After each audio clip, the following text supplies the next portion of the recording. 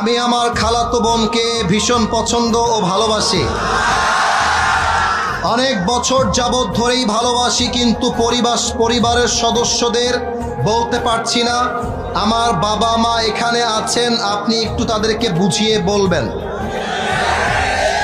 কিরে, তোর কি আমাকে ঘটক মনে হয় না? কিরে, আচ্ছা শোনো, আমি একটা কথা বলে দেই, কখনো বাবা মাকে না বলে বিয়ে করতে যাবা না, এটা আমি ফার্স্ট অফ অল বলে দিই। কারণ মেয়েদের মনটা কিছুটা আকাশের মতো, এই রোদ, এই বৃষ্টি, এই ঝড়, এই তো মনটা চেঞ্জ হয়ে গেল।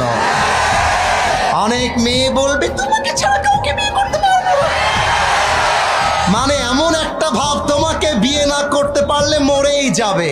কিন্তু খেয়াল রাখবা, মেয়েরা কিন্তু বেটার অপশন খুব ভালো খুঁজতে পারে।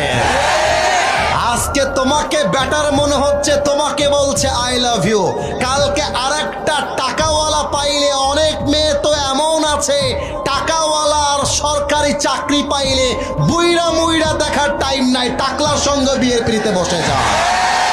তবে সব মেয়েকে আমরা এক পাল্লায় মাপি না। আজও এই যুগে ফাতেমার চরিত্রে, খাদিজার চরিত্রে চরিত্রবান মেয়ে আছে না নাই? অতএব আমি বলবো, আগে বাপ মায়ের পা ধরবা, বলবা আব্বা अगर मुझे जिंदा देखना ता चाहते हो तो मुझे प्लीज शादी करा दो। আমি তো সব যুবকদেরকে মোটিভেট করে একটা কথা ঢাকাতেও বলেছিলাম, ঢাকাতে বলার পরে আজকে আবার বলছি, এটা আমার কথা মাইন্ডে নেওয়া যাবে না, আমি বুঝে বুঝে বলছি।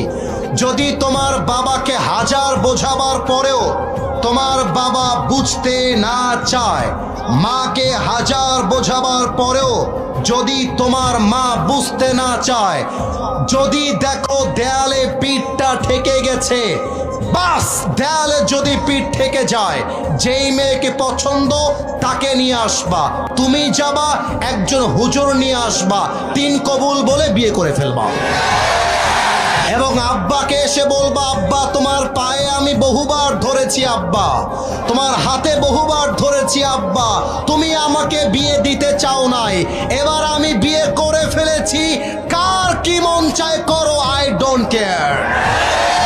আরে যেই আব্বা আম্মা দেখছে আমার সন্তান জেনায় জড়িয়ে পড়েছে, আমার মেয়েটা হারাম সম্পর্কে জড়িয়ে পড়েছে, তাও যদি বাপ মা বিয়ে না দেয়, আব্বা আম্মা দেখছে আমার সন্তান জেনায় জড়িয়ে পড়েছে, আমার মেয়েটা হারাম সম্পর্কে জড়িয়ে পড়েছে, তাও যদি বাপ মা বিয়ে না দেয়, ওই বাপ মায়ের অনুমতি ছাড়া বিয়ে করাটা অনেক বেশি জরুরি যুবক ভাইরা আমার।